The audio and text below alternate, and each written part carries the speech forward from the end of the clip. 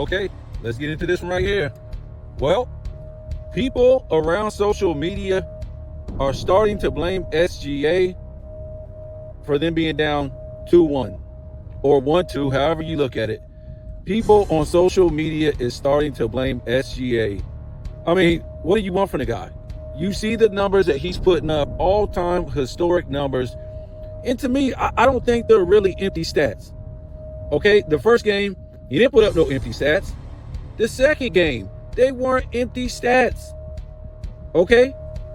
Now, the last game, yes, I won't consider them empty stats, but yes, he has some miscues, some, turnovers, too many turnovers and stuff like that. As you can see, he's averaging 3.3 turnovers in the series, and that's unlike SGA. Usually he's around about 2.3, right? So because he had 3.3, he had 6 in the last game, his turnovers really ballooned. You know what I'm saying? And it's not like, okay, he had a 50-point game, that's why he's averaging 32 points in this series. No, he's basically been consistent in scoring. Now, I know he had, I think he had 24 last game, which was his lowest, but he's not going to score 30 every game. It's just not going to happen. Who is scoring 30 every game on any team in these playoffs? He can't score 30 every single game. And you see the stats he's putting up, 32, 6 and 5, over 1 steal, over 1 block. Over 2 steals, just over a block and a half, shooting 47% from the field, 38% from 3. I think 58 true percent shooting. What do you really want from this guy? I don't understand. This guy can't. This ain't that type of team where he can go out and put up 50 points per game. He just can't. But on the other hand, these guys got to he's got to have somebody scoring at least 20 points per game. Come on, man. The bench gave OKC nothing. And, he's supposed to do everything down the stretch. Now, if he would not have had those turnovers, he might have, put up, maybe close to 30 points. If he would have just cut him down to 3, you know what I'm saying? Or maybe 2, whatever. 6 is a heartbreaker, but we don't see many guys in these playoffs have 6 easily. LeBron James has 6, Luka has 6, Greek Freak has 6. You had a lot of guys with 6 turnovers. Joker has 6. So it's not unfamiliar, especially with SGA. He handles the ball a lot, and he's not known for turning the ball over a lot. With that being said, so I don't know why people are trying to pin this on SGA. Does he have something to prove? Yes. But y'all got to remember, this isn't Joker playing the Miami Heat. This isn't Joker playing the Miami Heat when he won the championship. It just isn't. Okay? These guys need to step up. See, in this game, in this game right here, where SGA had, I think he had 24 points the last game, you should have had guys step up and off the bench and score more points. My point is, he needs somebody in this series to average 20 points. Not one guy to get 20 points this game, and then another game a guy gets 18 points, and then another game a guy gets 20 points. It's just up and down and no consistency with his teammates. Chet Holmgren, I don't think he's playing all that good. He played okay in game 2. They're gonna have to be consistent, man. They're gonna have to, they choked down game 1. Game 2, they pretty much was in control until 7 minutes to go, and then they lost all balance after that. It was pretty much a wrap. Indiana put down their defense, and they start scoring like it was nothing on this so-called all-time great defense of OKC. Now, this is what I'm going to say. And we're going to talk about the LA riots because everybody's talking about it. So you guys already know I talk about, all kind of stuff on this channel. So not the LA riots. We'll talk about them in a minute. But what I was going to say, as far as the rest of the series, if Indiana wants to win this series, this is the only thing they can do to me, or for me. They have to win the next game at home and go up 3-1, or this series is over. And I know that sounds crazy, but it is. And I'm not trying to say it's not going to go to the 7th game. Yes, it might go to the 7th game, but they're not going to win that 7th game. They're not. Because let's say OKC wins the next one. It's tied 2-2, right? Then what? OKC goes back home. Wow. Do you really want to do that? OKC goes back home. Now you got to beat them at home, which I don't think you're going to be able to do that. You did it one time. I don't think they're going to be able to do that. I'll give them a very slim chance. But let's just say OKC wins at home, and now they're up 3-2. Now you go back home to try to tie it up. Fine. Even if you tie it up, you're still not out of muddy waters. You're still sinking, because now you got to go back to OKC and play Game 7.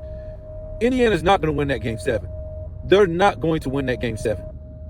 They're not. So to me, Indiana, they better get on their high horse and just, because 2 games in this series already, they're lucky they won. They wasn't looking too good coming into that fourth quarter. Okay, I'm talking about as far as confidence and the momentum, OKC had it. But, it's just NBA. Anything can happen. So, to me, Indiana better go into the next game, put the pedal to the metal, and do the damn thing. Put the pedal to the metal and do the damn thing. And get that win and go up 3-1. Go ahead and go up 3-1. And that's not even a guaranteed win. Now your odds now winning is like 95% or more. I'll give it to you that. Give it to you then if Indiana is able to go up 3-1. Right? It would be too much for the OKC Thunder to come back. And they could. They could. You never know what can happen. But again, if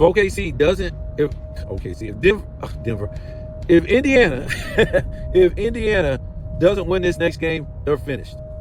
They can go to Game 7 all they want. They're finished. They're not going to win that Game 7 in OKC. Go ask Denver.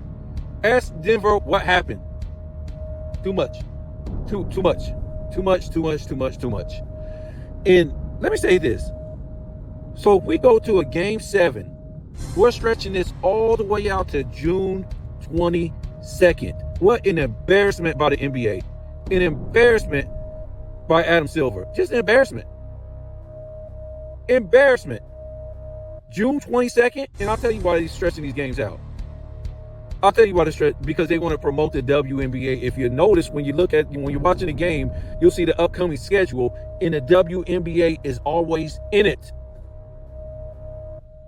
The WNBA is always in it. The welfare workers, right? They're always in it. And we'll see what happens. I don't know who they're going to get to call the NBA Finals next year. They better get on their high horses, the NBA, and nobody wants to,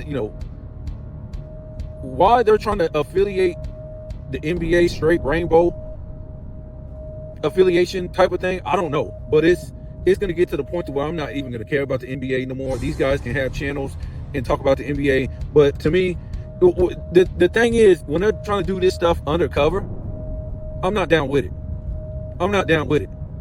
So you got a rainbow color analyst, Dorsberg and Richard Jefferson, calling the NBA Finals.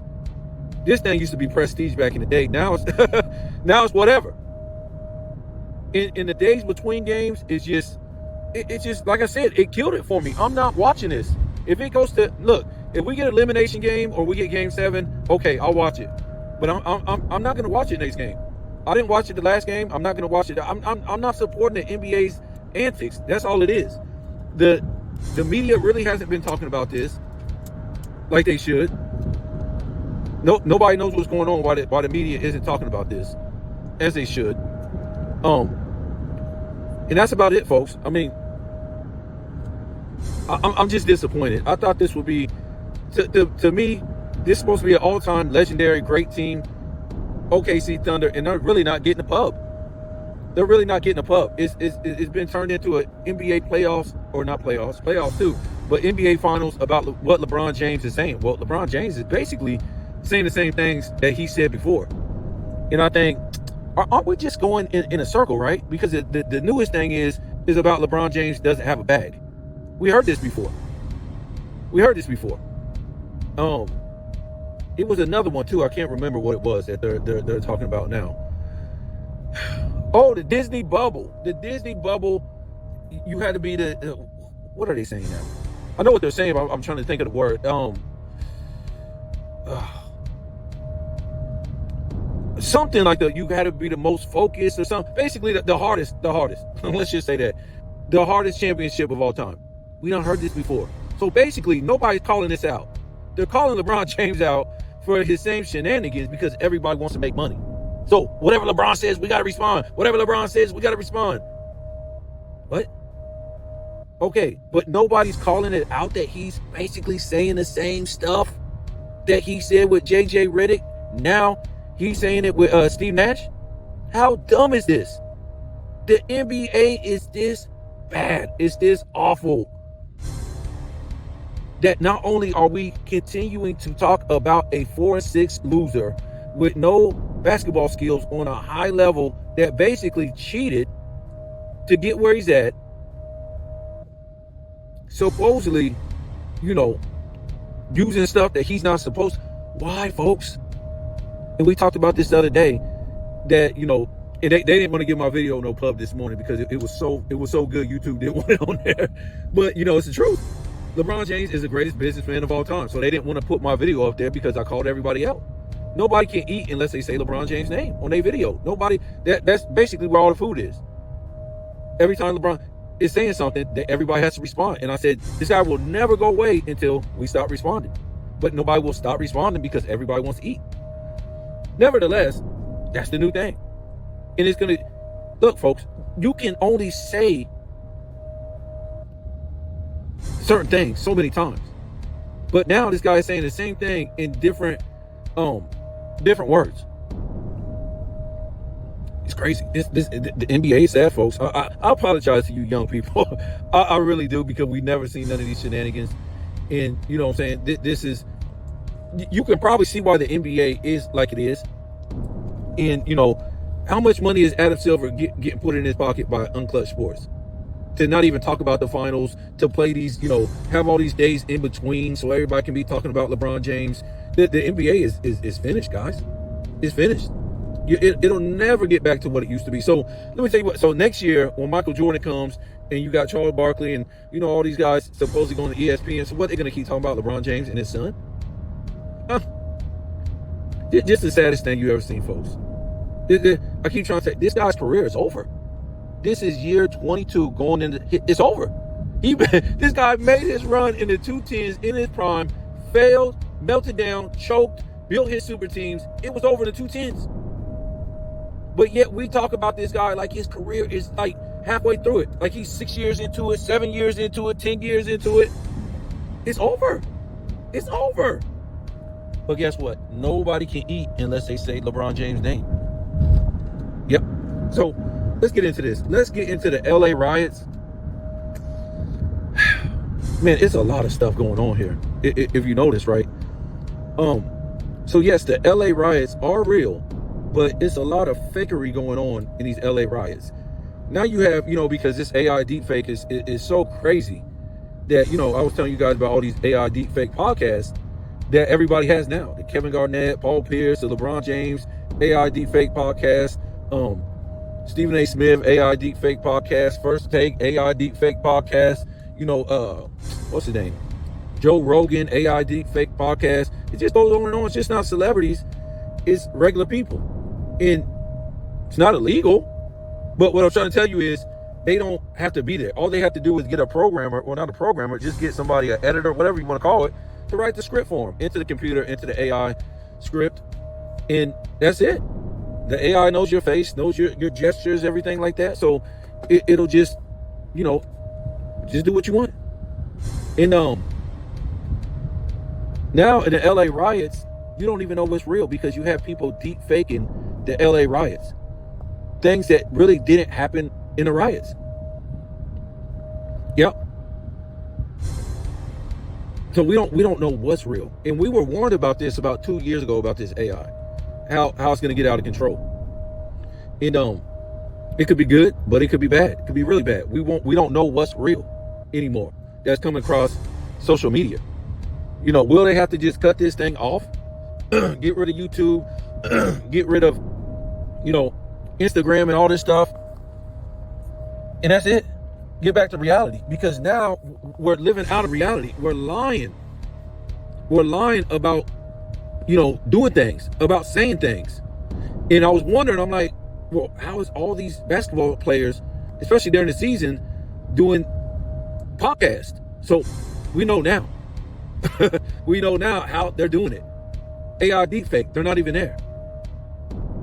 So they found out they can make money by not even being there. All they get somebody to write the script, and that's it. You got to remember, these guys are rich.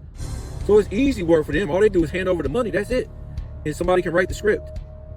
And you got to remember, most of these guys are fake, they're frauds. They're, a lot of these guys grew up in, these NBA players.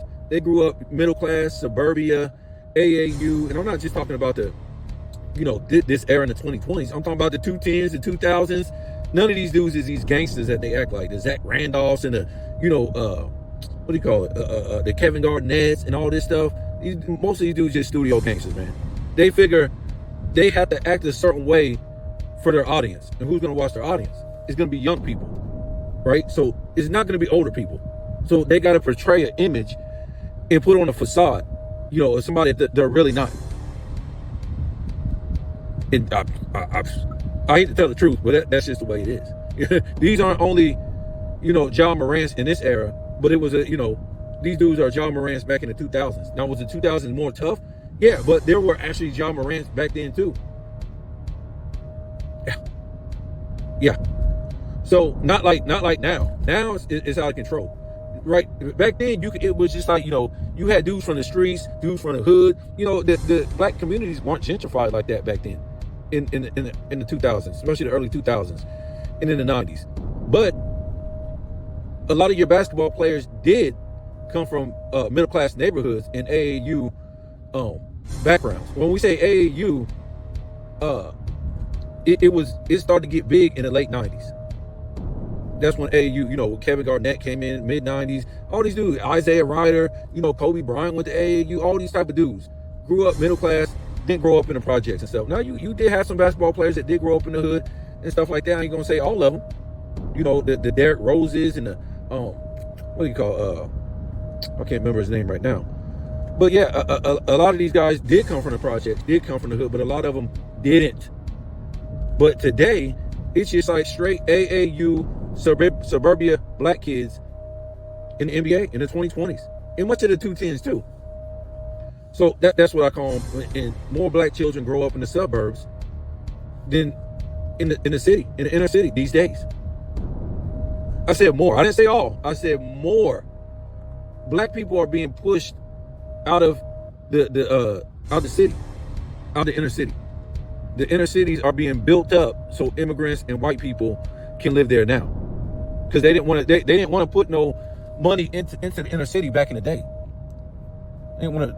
Now they're building all kind of stuff in the inner city where you can go have fun and do this, do that. They got shops and restaurants and bars and everything's in the inner city now, in these big cities for the most part.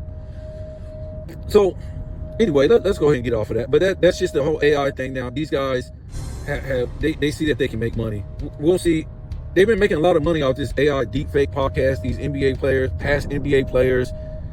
It is what it is, man. I mean, people's going to have to deal with reality and deal with, like, these people aren't there. They're not saying these things.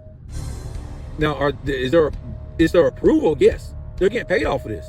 They're getting paid off the views and the sponsorship and stuff like that because it's their podcast, or they approved somebody to have them on for a guest, whatever like that. But this is what you got, folks. But no, we're just talking about about these dudes. You'll see them on these podcasts and they'll be talking like they straight from the hood. Like, come on, man. First of all, you ain't even straight from the hood. You ain't from the hood. You ain't from, from bad upbringings. I'm talking about even some of these dudes from the 2000s, like the Kevin Garnett and Paul Pierce. It's a joke, folks. They will act like because you lived in a black neighborhood that you was poor. All black neighborhoods were poor back then. Come on, man. Come on. I'm not gonna say his name, but I went to a school. Well, we went to school together. But I went to school with a guy who made it to the NBA. He played for the Trailblazers. He played for a few teams in the NBA. He wasn't from no damn hood. He wasn't rich, but his parents was middle class. And I'm gonna just say that Most of the dudes that was from the hood, that was banging, that was acting crazy, they never made it to the NBA. A lot of them, they never made it to the NBA. But they just try to put this stereotype on black people, like this is the way you always gotta act, no matter what. You come together and you talk like you an idiot. You can't pronounce words. But when these dudes get off their podcast, which is a deep fake anyway. But I'm just saying, if you saw them in real life, they ain't talking like that, man. Zach Randolph ain't talking like that. Derrick Rose ain't talking. Why is Derrick Rose talking like this all of a sudden? Really? We know you grew up in Chicago and you grew up in a damn war zone, fine. And I grew up in Chicago too, but this dude never acted like that. He never acted like that when he was playing. Derrick Rose was like reserved, shy, and didn't even want to damn talk. Now all of a sudden, I ain't saying suddenly, but he got the braids in his head. This dude talking like he walked the damn streets every day. We'll go back to Chicago now. It's like when I was growing up in Chicago, it was like 80% black in the city limits. Go today. You'll be lucky if it's 30% black today. It's finished. It's over. Everybody done took it over. Latinos done took it over. Because we want to kill ourselves. I remember getting out of school every day. We had to fight. This was in elementary school. Elementary school. As soon as you get out of school, you had to fight. Nobody even knew why. On Halloween, my brother got robbed for his triple fat goose. Actually, they left him naked. He came back in his boxers. My father jumped in the car with a sawed-off shotgun. Everything. We was young, man. We was young, like 13 or something like that. 12, 13. And yeah, man, Chicago wasn't no joke. That was back in the late 80s when gangster rap was just coming about. And I think NWA just came out, and stuff like that. Before that, it was all gravy, man. Everything was like positive rap music, Kumo D, Heavy D, Salt and Pepper, all stuff like that. We didn't know no gangster rap. LL Cool J was out, the Fat Boys, and Boogie Down Productions, and stuff like that. 80s rap. But when 88 came, it just turned everything upside down, man. So let's get into this LA riot type of thing. And I know I already went into it about the deep fake and stuff like that, but I wandered off because I had to get into the NBA deep fake. They've been doing this for a long time with their podcast, The Players. But yeah, now they got deep fakes of the LA riots. And this is how dangerous it is, man. This is how dangerous AI really is, man. They can deep fake anything. You just write any kind of script you want, the AI to put up there and hit put up there, because they know what's going on in the world because it's all over Google. So they'll just deep fake whatever you want. As long as you type it in, they'll deep fake that. And yeah, this is crazy. Now, also what's disturbing too, you have a lot of white people out there participating in this. What would you call, like, they want to be rebels. They act like, they're against the Republicans and, what Donald Trump is doing, trying to deport these people, blah, blah, blah, blah, blah. So if I ain't mistaken, I don't know what riot this was called, but it was a riot that went on. Wasn't somebody found not guilty, right? This was a couple years ago when Biden was still in office. And it was like, I think it was like all around the world or something, but it was definitely the United States. It was in California. It was in Florida. It was in Minnesota. It just went everywhere.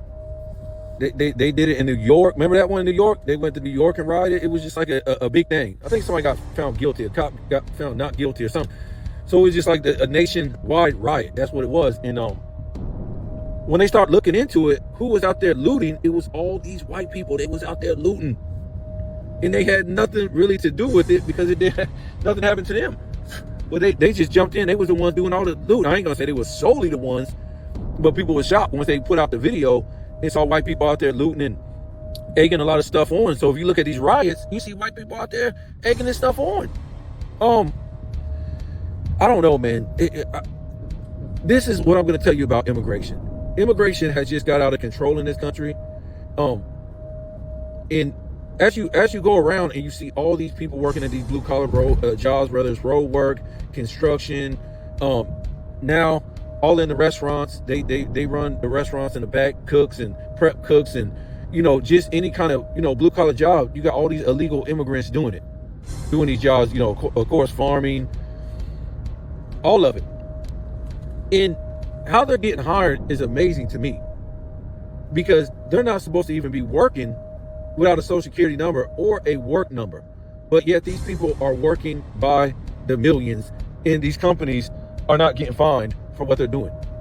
I thought they kind of broke this up a long time ago, but now we're back at it to where, they were saying they can't work without papers or the company would be fined. Now we're back doing it again. And we was told that, for a long time, that if these people didn't do these jobs, prices will go up. Well, how come prices haven't went down? Prices definitely have never went down. So anybody with common sense knows that these people that own these businesses are raking in all this money, not paying these people no insurance, no overtime, no workman's comp, and the prices aren't going down to the customers. They're making a killing, right? So also these people are allowed to go to the DMV out west, especially in California, undocumented, with no birth certificate, no social security card, and just walk in there and can't get denied? What? But yet, if we don't have an electric bill, they won't let us get nothing from the DMV. Yet they're harassing us to get all these to go get it with the updated driver's license with the star on it, or we can't travel. All this stuff they have for United States citizens, or people who have green cards, whatever. But they don't have nothing for these people. Being here illegally is a misdemeanor crime. Why it's not a felony, I don't know. And why I think it should be a felony, because when you go look at when you go look at Border Patrol, and who else is it? Homeland Security, go see how much they bring in a year, their budget. It's billions of dollars. Okay? So therefore, if they're getting paid billions of dollars annually on their budget separately, two separate entities, Homeland Security and Border Patrol, if they're getting paid billions of dollars of taxpayers' money, how come coming over here and crossing a border, which is a federal crime, isn't a felony, folks? Very head scratching. And like I always say, I would cure this so fast, it wouldn't be funny. But we already know they don't want to cure it. We already know Democrats don't want to cure it. We already know Republicans don't want to cure it, because they're the same people, right? They're both the same people. You can keep thinking you're voting for one or the other. You're voting for the same folks. Okay? Donald Trump, when he came in, hold on, let me finish my story first. I'm gonna start. Woof. But anyways, they're the same people. So my thing was, and I always said, and people look at me crazy because they know, how come these idiots can't figure this out? Because it's the simple things are so simple that they don't want them. Because guess what? They get money from these big companies and corporations to bring in all these illegal immigrants, or let them in somehow, whatever, so they can work for these big companies and corporations. That's how they run on their campaigns. Okay, that's how they get elected. They get money from these big companies and corporations that hire these illegal immigrants, right? So the easiest thing in the world, I wouldn't put up no wall, none of that. This would cut Border Patrol, Homeland Security, it would cut their budget. I would build prisons on the border. Let me give it to you one more again. I would build prisons on the border, and if you come across that border, when we catch you, you're not going back home. You're going to the prisons that we built. Okay? And you're going to go for 1 year. I don't give and I know people say, oh man, that's crowded. I wouldn't give a damn. Crowd them up. I wouldn't care. But I would take that money. It would be good too, because people like to invest in these prisons now. It's a big thing now, right? We won't even get into that. But I'm building just prisons across the border, jails, whatever you want to call them. In the first year, the first time you get caught, that's 1 year. What's so sad about that? Oh man, you can't do that. Why not? It's a federal crime to cross the border. So you're going to do a year the first time, okay? The second time you get caught doing this, you're going to do 3 years, and yada, yada, yada, yada. Now, will it stop all of them from crossing? No. But it will slow that ish down to where they're going to have to think, do I want to be locked up for 1 to 3 or more years? Or do I want to be free in Mexico, wherever they're coming from? El Salvador, Honduras, people come from Europe, people come from Haiti, Jamaica, whatever. You're going to have to make that decision. And guess what? Taxpayers rather have their money going to that, right, than to go into something else that ain't. We know it's working because these people are going to jail. And what's so fitting about that is that you have millions. I want to say the number is millions, but how many people come into this country a year legally through the Department of Immigration, pay literally thousands of dollars? Well, you could say tens of thousands a year, right? Pay tens of thousands, or no, my fault. Pay thousands of dollars for a lawyer. Pay thousands of dollars, for whatever. They gotta get all kind of screenings, right? To see if they got diseases, criminal backgrounds, all this stuff. They got to get vaccinated to come in this country, all this stuff, and plus the thousands of dollars for a lawyer. So they paying thousands of dollars. Not only when you, check this out, you apply, when you first applied, you pay $1,000 for lawyers, blah, blah, blah. You got to get vaccinated, you got to get background check. And then when you get in here, I don't talk to people. When you get here, you got to pay a lawyer again. And you got to do basically the process all over again. So these people jumping the border, they just skip the damn process and go straight to work and work for these big companies under the table. They're in communities and they have houses. Yes, check this out. They're letting these people get houses, and it's been going on for a long time, as long as they have children. The government will give them houses. There are states where there's thousands of these people that have houses and they're not even legal just because their children was born here. The biggest thing is stop stealing taxpayers' money. If you're not going to do nothing about this immigration thing, which is a joke, it's a joke to me. It's a joke. Stop paying Homeland Security and Border Patrol billions of dollars a year for not doing nothing, for not doing their job. Now, if you want to get in the millions, that's fine. I won't even do that. These people ain't worth it. They're not doing their job. That's all you can really do about this right now. Stop paying these people so much money. They're not worth the money for the job that's getting done. Next. So they plan on taking these people back, and this is what started the riots, really. So let me get this right. You're going to take them back after Joe Biden told them to come in? Oh, God. So let's be truthful, guys. So that they'll stop jerking your string about this. If you took 1 million illegal immigrants back this year, it would mean absolutely nothing. They're in every city, every town, in every state in the damn United States. That's how deep these people are. You're wasting your time and your energy. Whoever's here is here. What Joe Biden did in his 4 years that he was in office, he did what he was needed to do. Basically, wipe out the black population. That's what he wants, and a lot of the white population. So if you notice, when I was growing up, you never had nobody in these small towns when you went around, except for white Americans, which was rednecks or hillbillies, and you had black Americans, which was Negroes. That's it. You could go any small town. That's the only people was there. 99% of the people was there. Maybe you had Indian, Asian, or Arab, but them combined, put together, they were the 1%. They were the 1%.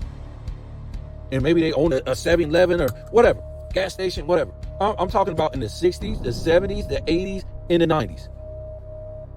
In much of the 2000s. Now you go to these small towns, it don't matter what state it is, it's filled with small towns. It's filled with illegal immigrants. And they got grocery stores and tire shops and mechanic shops and everything. And in most of these, small towns, they have wiped the black population out. They're finished. Never seen nothing like that when I was growing up.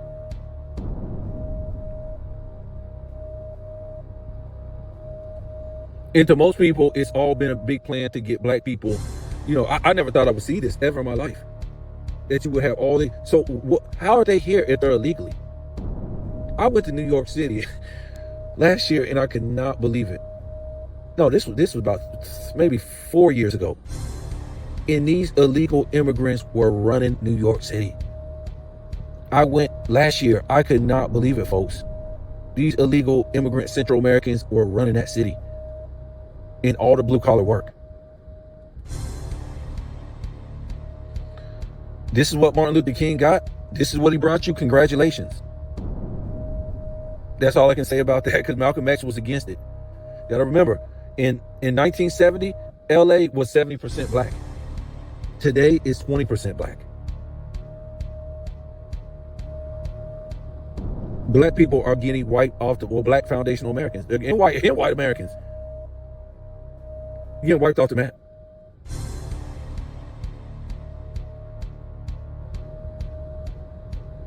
And don't get offended because this country's always been about, immigrants. I'm not gonna say it ain't, but now it's just out of control. Why are they making people pay through immigration to come over here? Thousands of people a year, but they got these other people that don't have to pay nothing. That doesn't make sense. Give the other people back their money. Why are you vaccinating these people that's coming through doing it right, but you're not? These people just coming through the border, they don't have no vaccination. And then the biggest thing is they chase black people and white people, Americans, for a long time about, the males, about child support. Took your license, threw you in jail, all this stuff. But guess what? These same illegal immigrants, we paying through our tax money for their children, healthcare, everything, food stamps, Section 8, WIC, everything. And you can't catch their baby daddy because he ain't on no records. The mother ain't legal, but where's the father? Well, he's right in the house. He's working some construction job. So they get over on the system real quick. So if you're American, they locking you up if you ain't paying child support. Meanwhile, if I'm paying child support, I still have to pay for these illegal immigrants' babies. And he's in the house. It's just out of control, folks. I can't speak from anywhere but a foundational American perspective. If you're American, no matter what color, well, I won't say American citizen, United States citizen. I consider Mexicans American. I consider Venezuelans, Haitians, Peruvians, Jamaicans, Barbadians, all Western Hemisphere people. I consider them Americans. But if you're not United States citizen, you're not United States citizen. I'm talking about the mainland of the United States. All I can speak on is that. Me being a foundational United States of American person. See, I can't go to Mexico, I can't go to Jamaica, I can't go to Barbados or Venezuela or Haiti and speak about their culture. I can't speak about their history or nothing like that. All I can speak about is mine. That's all I can do, folks. So, okay, if you are American, or if you are a citizen of the United States or United States American, that's fine. Don't matter what color you are. But I'm just telling you like it is how I grew up. The immigrant population was not big in the United States, as far as the Spanish, the Indians, the Arabs, and stuff like that, all over the United States in the small cities. Or in the small towns, my fault. It was only Negroes and whites, wherever you went. The big population immigrants that was really diverse, as far as I know, was like, LA and in New York. That's it. But now it done got out of control to where nobody wants to be in their country. Nobody wants to fight for their country. No, everybody had a war of independence, civil wars, these wars, that wars. And I'm not going to try to say, just black and white people fought in all the wars, but for the most part, yes, in this country. Up until what, the 2000s? Sometimes I just feel like a lot of people are living off of other people's, ancestors' freedoms. You know what I'm saying? We talk about everything black people went through for the civil rights, for this, and black people is under everybody. They under the Indians, the Arabs, all African Americans. They even under Caribbean people to me.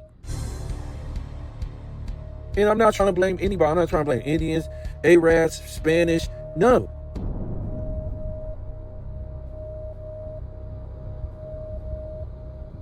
But everybody's on top of black people.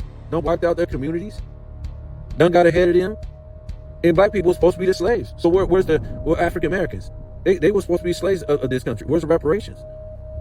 They done gave it to everybody, Jews and, these people giving these countries for war, billions of dollars. Where's the money for African Americans? I'll tell you when they're going to get the money to them is when they're gone. When the population is basically 1% of the population. Oh, yeah, let's give it out now. Yeah, that's when they're going to do it. But whatever, man. Yeah, more black people today live in the suburbs than ever before. Because not only do black people not want to live in those communities no more, but a lot of them been pushed out. because a lot of these small towns are just filled with illegal immigrants that are doing the farming jobs, the manufacturing jobs, and the people that are the new so-called slaves, working for nothing. Not better workers, not harder workers. And like I said, if they were better workers, harder workers, guess what? They would be paying these people hourly wage, overtime, workman's comp, and insurance. So that tells you they're not better workers. So this is where everything's going to blow up right here at the end of the day. The United States is in a bad position because now we got this AI thing. This AI thing is taking white collar jobs. And you had basically all the legal immigrants, or even a lot of immigrants, come take all the blue collar jobs. So now once AI comes in and takes the white collar jobs, where are we at now? Where are we at now? So it's going to be anarchy. Ain't nobody going to have nowhere to work. And who's going to be buying anything? I don't get that. Who's going to, if nobody has no money, because you have all these people coming from other countries, they're not making no money. So they're not putting no money back in the economy. All this crazy stuff. Who's making the money?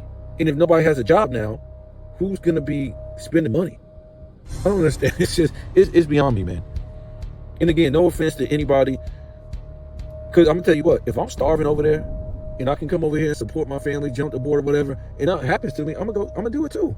You think I'm going to sit over here and starve? That would be the dumbest thing to think. I'm not going to sit over here and starve. I'm going to do everything that everybody else is doing. So I'm not condemning these people at all. But at the same time, I can only speak from the perspective of, how I was raised, what I see. And, my mother, lived in a small town, but my father also lived in a big town, in a big city, my fault. My father lived in Atlanta, lived in Chicago, and it looks nothing like when I was growing up in the 80s and in the 90s. Nothing. My people have been ran out for people basically who come here and work for nothing and are being rewarded as great workers, but they don't stay doing those jobs. They move on. So you need more slaves to come work for nothing. And the United States, none of the people are the problem. It's the United States. So you guys tell me what you think, man. Let me get off of here. I don't see what they're writing about. If you're illegal, then you're illegal. I don't know what, if you're getting taken home. I don't understand. Like, what are you writing about? I don't know, man.